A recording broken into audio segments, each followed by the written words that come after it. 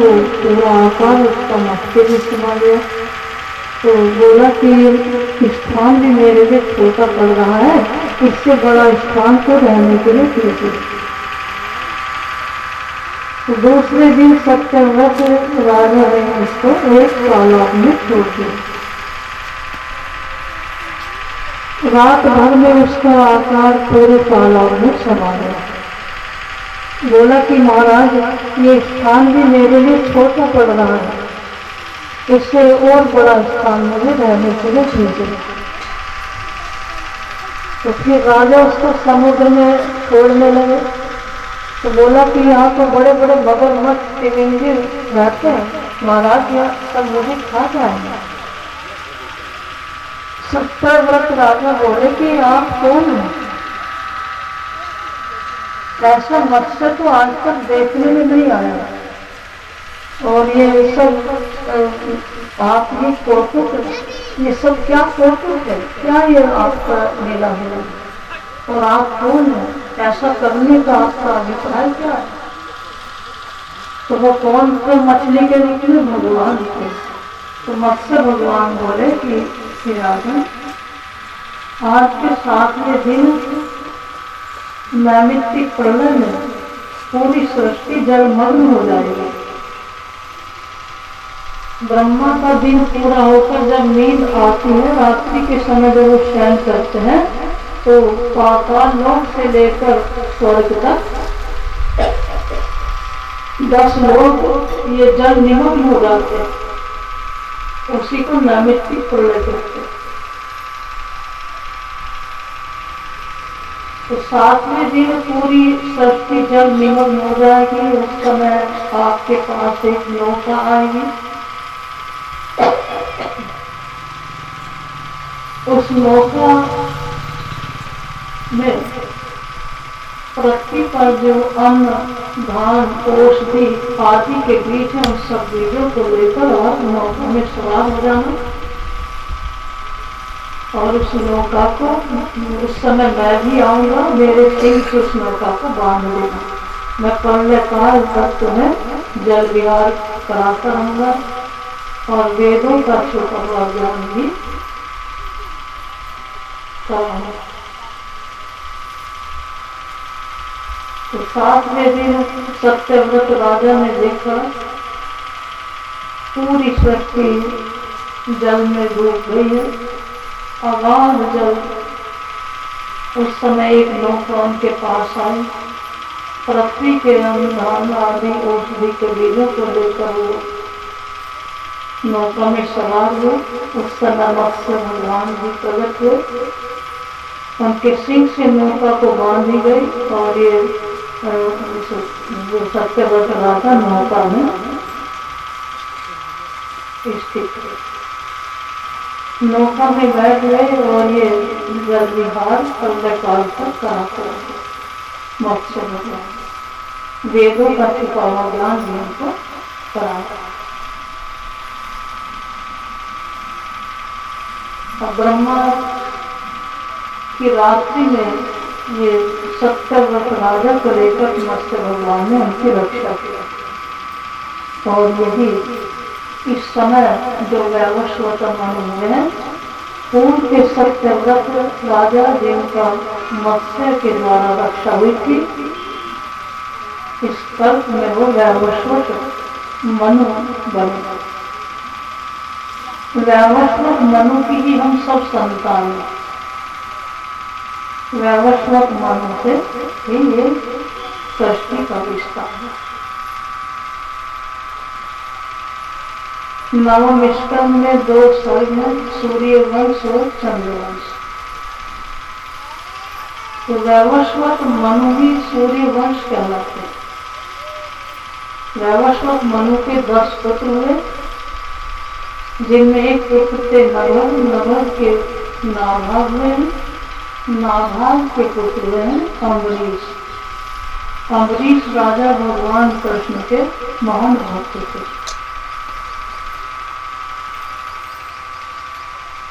अनेक दास दासियां होते हुए भी भगवान की सेवा स्वयं अपने हाथों से करते थे। उनके महल से मंदिर कुछ दूरी पर पड़ता था। नंगे पैर चलकर के स्वयं मंदिर में जाते और स्वयं भगवान की सेवा, मंदिर की सेवा अपने हाथों से करते थे। कहा भी है कि घर में अपनी सेवा भले दूसरों से करा लो, लेकिन भगवान की सेवा, संतों की सेवा स्वयं करनी चाहिए। अम्बरीश राजा ने 1 वर्ष तक एकादशी उपवास रखने का नियम लिया। ये भगवान कृष्ण के भक्त हैं। एकादशी उपवास का क्या है? 10 इंद्रियां और 1 मन, उप माने समीप, वास माने रखना। मन सहित 10 इंद्रियों को भगवान के समीप रखने का नाम ही एकादशी उपवास है। खाली भूखे मरने को एकादशी उपवास नहीं कहते। भूखे रह रहे हैं, भगवान का चिंतन नहीं हो रहा, न भगवान के भजन भक्ति है, न भगवान की याद है, खाने पीने का चिंतन हो रहा। आज उपवास है, फलाहार में क्या बनाएंगे, कब दिन बीतेगा, कब भोजन करेंगे, तो ये उपवास नहीं कहलाता। उपवास वो होता है कि प्रतिदिन खाने पकाने में जितना समय लगता है, तो एक दिन उपवास रखा जाए और जिस कार्य जो समय हमारा खाने पकाने में लगता है, वो समय बचा करके हम भगवान का पूजा पाठ करें, कीर्तन करें, भजन करें, पाठ पारायण करें, नाम जप करें, परमात्मा के समीप रहें, तब वो उपवास है। और नारद 5 रात में लिखा है कि एकादशी काटने में कोई महत्व नहीं है। एकादशी उपवास में भी भगवान के प्रसाद का महत्व है।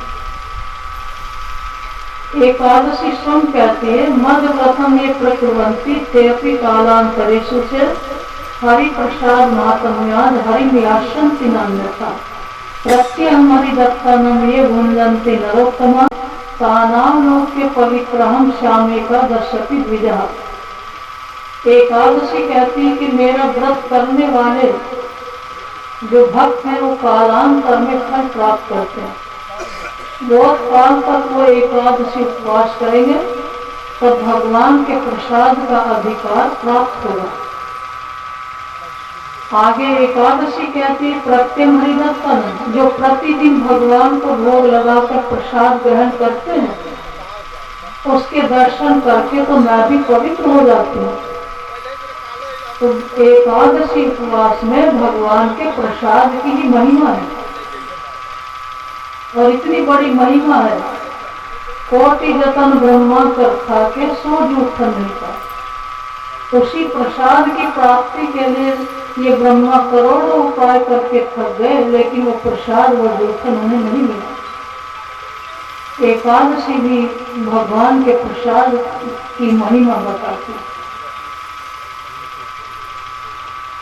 अम्बरीश राजा ने भगवान की प्रसन्नता के लिए एकादशी उपवास किया, और 1 वर्ष बाद जब उद्यापन करने लगे तो उन्होंने बहुत बड़े बड़े ऋषि मुनियों को आमंत्रित किया। सबको बुलाकर उन्होंने स्वादिष्ट व्यंजनों से तृप्त किया और प्रचुर मात्रा में दान दक्षिणा देकर उनको सादर लिया किया। स्वयं भी प्रसाद लेने जा रहे थे, उसी समय वहां दुर्वासा ऋषि पधारते। अम्बरीश राजा बोले कि महाराज प्रसाद आप पा लीजिए। प्रसाद के समय आए थे दुर्वासा ऋषि, तो उनको आग्रह करने लगे। दुर्वासा ऋषि बोले कि अभी हम गंगा जी में स्नान करके आते हैं, तब तक तुम प्रतीक्षा करो। दुर्वासा जी स्नान करने में लिए चले गए, जैसे ही जल में डुबकी लगाई तो समाधिस्थ हो गए। उनको समय का भान ही न रहा। इधर उपवास का समय बीत रहा था। एकादशी उपवास का कुछ ऐसा नियम है इसमें यदि प्रसाद नहीं लेते तो उपवास भंग हो जाता है। तो राजा अम्बरीश प्रसाद लेते हैं तो दुर्वासा ऋषि का को खिलाए बिना खाने से अपमान होता है, ये भी दोष लगता है। और प्रसाद नहीं लेते तो उपवास भंग होता है। अब उन्होंने अन्य के परामर्श से जलपान कर लिया। सूक्ष्म प्रसाद ले लिया, वो जलपान में भी नहीं माना जाता, उससे ऋषि का अनादर भी नहीं होता, वो भोजन में भी नहीं माना जाता प्रसाद। इतने में दुर्वासा ऋषि स्नान करके वापस लौटते हैं। उन्होंने अपनी दृष्टि से देखा कि अम्बरीश राजा ने मुझे बिना खिलाए खा लिया है। उन्हें क्रोध आया, अपनी जटा से एक बाल उखाड़ कर पृथ्वी पर पटक दिया, जिससे कृत्य राक्षसी प्रकट हुई और एक कृत्य राक्षसी अम्बरीश राजा को मारने के लिए दौड़ी। अम्बरीश राजा निश्चल भाव से खड़े हैं। उनको परमात्मा में दृढ़ विश्वास है कि भगवान मेरी रक्षा के लिए खड़ा है, ये कृत्य मेरा क्या बिगाड़ेगा। भगवान ने क्या किया, अपने सुदर्शन चक्र के द्वारा उस कृत्य का विध्वंस करना है। अब वो सुदर्शन चक्र दुर्वासा ऋषि के पीछे पड़ गया। दुर्वासा ऋषि भागे अपने प्राणों की रक्षा के लिए, भागकर स्वर्ग में इंद्र के पास गए। हे इंद्र, ये भगवान का सुदर्शन चक्र मेरे पीछे पड़ रहा है, मुझे मारने के लिए आ रहा है, इसलिए मेरी रक्षा कीजिए। इंद्र बोले कि आप जल्दी से यहाँ से भाग जाओ, कहीं सुदर्शन चक्र हमको न जला डाले। इंद्र रक्षा नहीं कर पाए तो दौड़कर शिव जी के पास गए। हे शिव जी, भगवान का सुदर्शन चक्र मुझे मारने के लिए पीछे आ रहा है, आप इससे मेरी रक्षा कीजिए।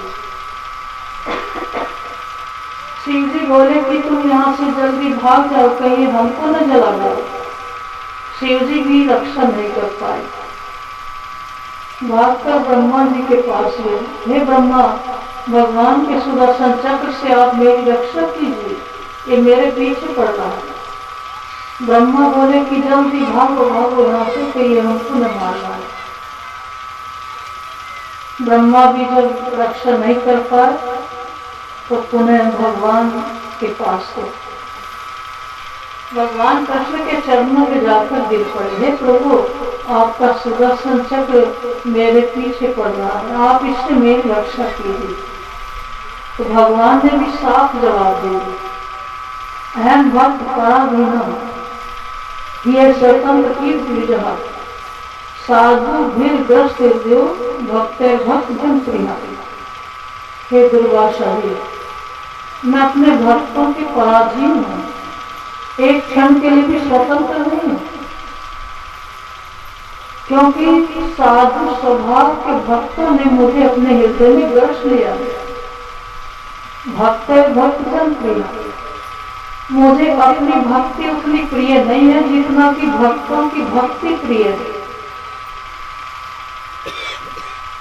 मैं एक क्षण के लिए भी स्वतंत्र नहीं, इसलिए कि जब भक्त मुझे मेरे लिए सब कुछ छोड़ देता है, जिस भक्त ने मुझे सब कुछ अर्पण कर दिया, मेरे लिए सब कुछ छोड़ दिया, तो ऐसे भक्तों को भला मैं कैसे छोड़ सकता। और जब भक्त अपना जीवन भाव मुझे सौंप देता है तो मैं भी अपनी प्रभुता से सौंप देता हूँ। जो मैं नहीं कर सकता मेरा भक्त कर सकता है, क्योंकि मुझे अपनी भक्ति उतनी प्रिय नहीं है जितना कि भक्तों की भक्ति प्रिय है। जिस प्रकार पतिव्रता स्त्री अपने प्रेम से सेवा भाव से पति को वश में कर लेती है, उसी प्रकार इन भक्तों ने अपने अनन्य प्रेम से, अनन्य सेवा भाव से मुझे अपने वश में कर लिया है। इसलिए मैं एक क्षण के लिए भी स्वतंत्र हूँ। जितनी प्रिय उनको मेरी सेवा है, उतना प्रिय तो उन्हें 4 प्रकार की मुक्ति भी नहीं। मेरी सेवा के सामने वो अपने प्राणों की भी कल्पना नहीं करते हैं, और मेरी सेवा के सामने वो 4 प्रकार की मुक्ति को भी ठुकरा देते। तो भला ऐसे भक्तों को मैं कैसे छोड़ सकता हूँ? ऐसे अनन्य भाव से सेवा करने वाले भक्त वो मेरे हृदय में वास करते हैं, और मैं उनके हृदय में वास करता हूँ। अनन्य प्रेम से, अनन्य सेवा भाव से जिन्होंने मेरे लिए सब कुछ छोड़ दिया है, वो भक्त मेरे हृदय में वास करते हैं, मैं उन भक्तों के हृदय में वास करता हूँ। इसके अतिरिक्त मैं कुछ नहीं जानता। तो भगवान के इस वाक्य से दुर्वासा ऋषि के तप का खंडन हो जाता है। दुर्वासा ऋषि को अहंकार था कि मैं बहुत बड़ा तपस्वी हूँ, मैं अपनी तपस्या के बल से भगवान को मना सकता हूँ, वश में कर सकता हूँ।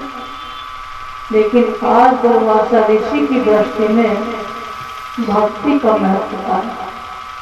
भगवान बोले कि जाओ, जिस अम्बरीश से भक्त का तुमने अपमान किया है, वही सुदर्शन चक्र से तुम्हारी रक्षा कर सकते। तो दुर्वासा ऋषि पुनः वैकुंठ लोक से यहाँ पृथ्वीलोक में आए। वैकुंठ लोक का एक क्षण बीता है, पृथ्वीलोक का 1 वर्ष व्यतीत हो चुका था।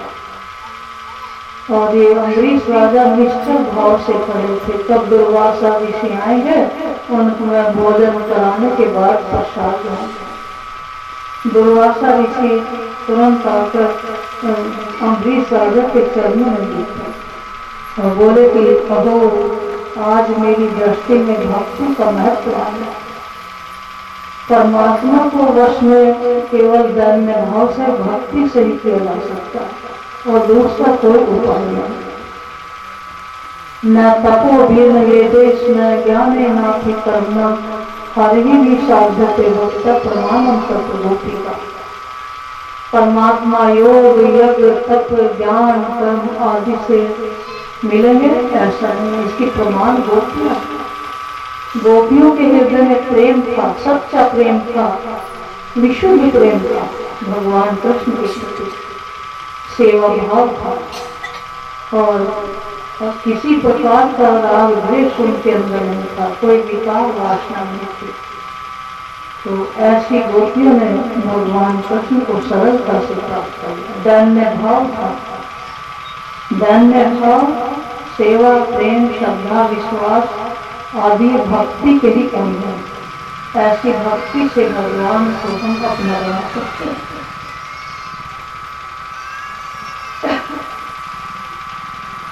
अम्बरीश राजा के वंश में आगे चलकर बड़े बड़े प्रतापी राजा हुए, जिसमें हरिश्चंद्र हुए हैं। हरिश्चंद्र के रोहिताश्व, रोहिताश्व के ही वंश में है सगर।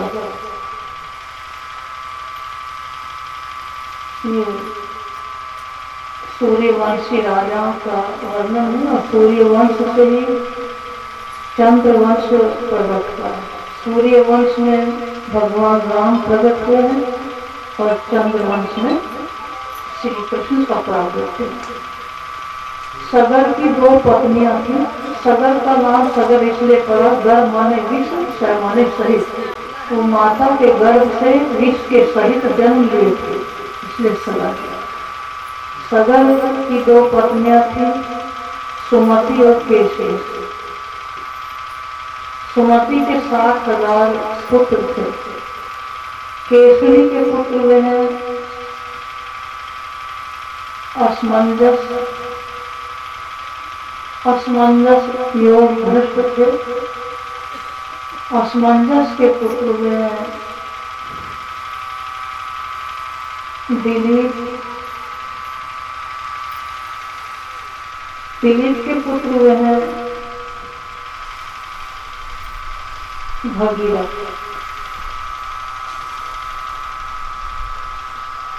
अंशुमान हुए, अंशुमान के असमंजस, असमंजस के दिलीप, दिलीप के पुत्र भगीरथ। तो जो 60,000 पुरखे जल पर राख हो गए थे, उनके उद्धार के लिए भूतल पर गंगा जी को लाने के लिए अंशुमान ने तप किया, लेकिन तब भी गंगा जी भूतल पर प्रकट नहीं। उसके बाद दिलीप ने तप किया, तब भी प्रकट नहीं हुई। भगीरथ ने जब तप किया तब गंगा जी भूतल पर प्रकट हुई। 3 पीढ़ियों का तप एकत्रित हुआ, तब गंगा जी पृथ्वी पर आ गए। भगीरथ है के ही वंश में आगे चलकर जो है खटवांग राजा, खटवांग के यहाँ में दीर्घबाहु, दीर्घबाहु के अर्ज के दशरथ। दशरथ की 3 रानियां थी, कौशल्या, कैकेयी, सुमित्रा।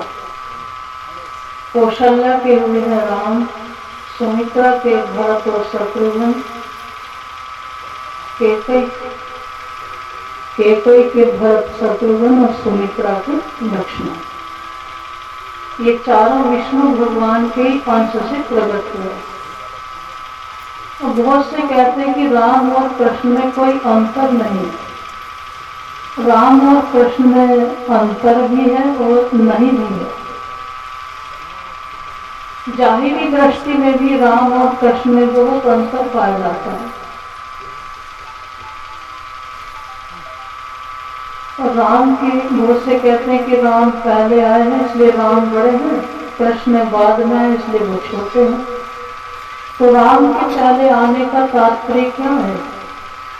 राम की मर्यादा का जो पालन करता है उसके बाद में कृष्ण मिलते हैं। राम मर्यादा पुरुषोत्तम है, राम की मर्यादा का जो पालन करेगा उसको बाद में कृष्ण मिलेंगे। तो राम का जाहिरी दृष्टि में भी बहुत अंतर पाया जाता है राम और कृष्ण में।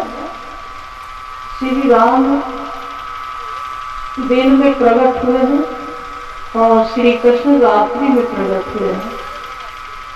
श्री राम सूर्य वंश में प्रकट हुए, श्री कृष्ण चंद्र वंश में प्रकट हुए। श्री राम अयोध्या के राजमहल में प्रकट हुए और श्री कृष्ण मथुरा के कारागार में प्रकट हुए। श्री राम राजाधिराज हुए और श्री कृष्ण गोपाल हुए। श्री राम की भक्ति दास्य भाव की ही भक्ति प्रधान है और श्री कृष्ण की भक्ति में सर्वभाव संभव है। राम की केवल दास्य भाव से भक्ति की जा सकती है और श्री कृष्ण की भक्ति किसी भी भाव से कर सकते हैं। श्री राम के फलदान में सीमितता है और श्री कृष्ण के फलदान में असीमितता है। असीम फलदायी कृष्ण की भक्ति और राम की भक्ति सीमित फल देने वाली है।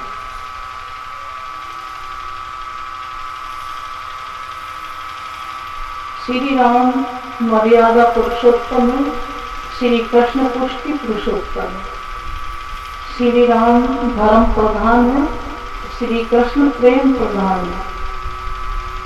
श्री राम ज्ञान प्रधान है, श्री कृष्ण माधुर्य प्रधान है। श्री राम का नाम सरल है, वो स्वयं भी सरल है, उनकी लीला भी सरल है, उनको समझना भी सरल है। श्री कृष्ण का नाम संयुक्त अक्षर, कृष्ण का नाम भी टेढ़ा है, वो खड़े भी टेढ़े हैं, उनकी लीलाएं भी टेढ़ी हैं, उनको समझना भी टेढ़ा। श्री राम अवतारी है और श्री कृष्ण परब्रह्म स्वरूप कहे गए। एते चांस कला पुंसा कृष्णस्तु भगवान स्वयं। पुरुष के अंश से होने वाले, पुरुष के अंश कला मात्र से होने वाले राम नरसिंह आदि अवतार लोक में पीड़ित लोक प्राणियों को सुखी करने के लिए हुआ करते हैं, लेकिन श्री कृष्ण साक्षात परब्रह्म स्वरूप है, तो साक्षात भगवान। राम की लीलाओं से हमें शिक्षा लेनी है। राम ने एक पत्नी व्रत पालन किया था और सभी स्त्रियों को मातृभाव से देखते थे। राम का आदर्श सभी के लिए अनुकूल अनिवार्य है। राम जैसा जीवन जो जिएगा उसको बाद में भगवान कृष्ण मिलेंगे। राम माता पिता के कैसे आज्ञाकारी पुत्र थे। एक पत्नी व्रत पालन उन्होंने किया, सभी को मातृभाव से देखते थे, सीता जी को छोड़कर। भाइयों के प्रति उनका कितना विशिष्ट प्रेम था। और रावण आदि को मारा था। पहले तो एक ही रावण था, आज घर घर रावण हो रहे हैं। तो अहंकार रूपी रावण को जो मारे वही राम कहलाता है। तो राम की मर्यादा का पालन करना है, राम जैसा जीवन जीना है। राम की लीलाएं अनुकरणीय है, कृष्ण की लीलाएं चिंतनीय है। कृष्ण की लीलाओं का अनुकरण नहीं किया जा सकता, उनका चिंतन करना। सूर्य वंश से ही चंद्रवंश प्रकट हुआ है। चंद्रवंश में आगे चंद्रवंश का वर्णन किया जाएगा, जिसमें भगवान कृष्ण का प्रागट्य और नंद महोत्सव आदि कृष्ण रात्रि के समय हुआ। बोलो श्री कृष्ण करेंगे, श्री सतगुरु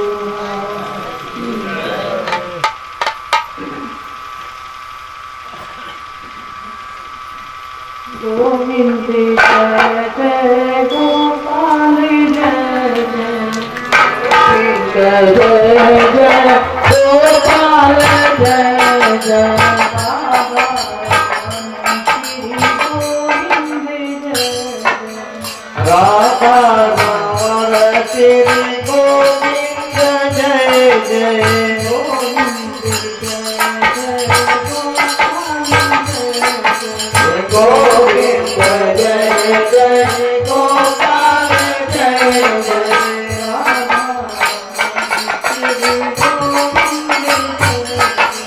राधा राम श्री गोविंद जय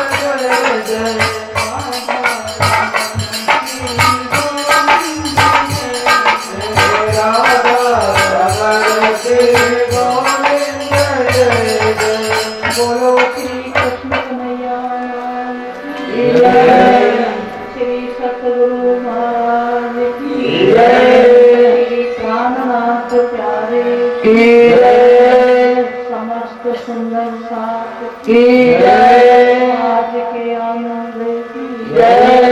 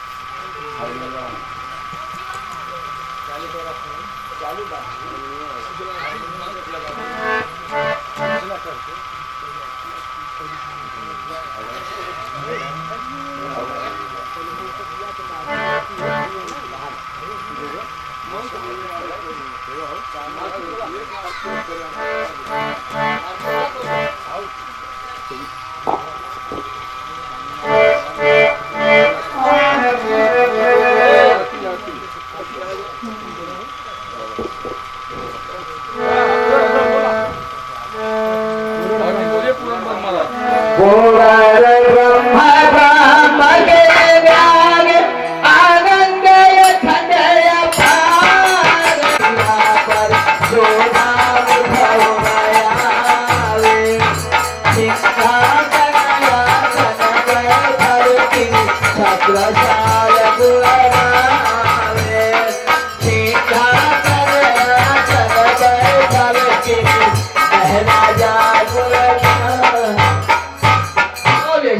गंगा प्यारे की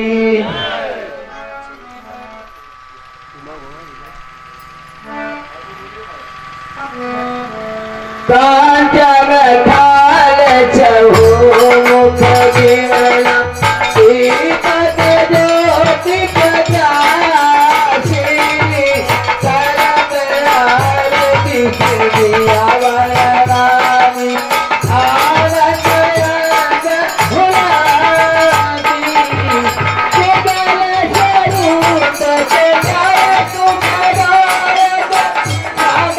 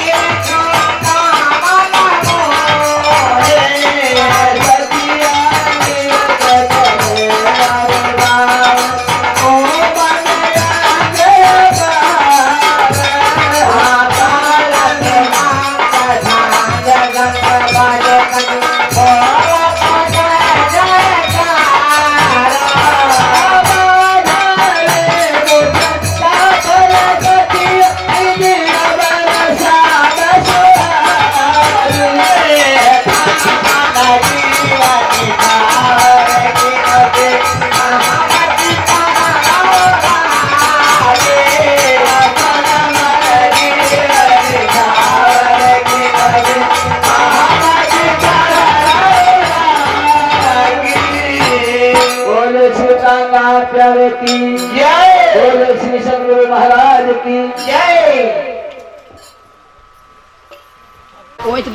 हाँ बैठना प्रणाम करा कई माला पकड़ा राजू को चढ़ावा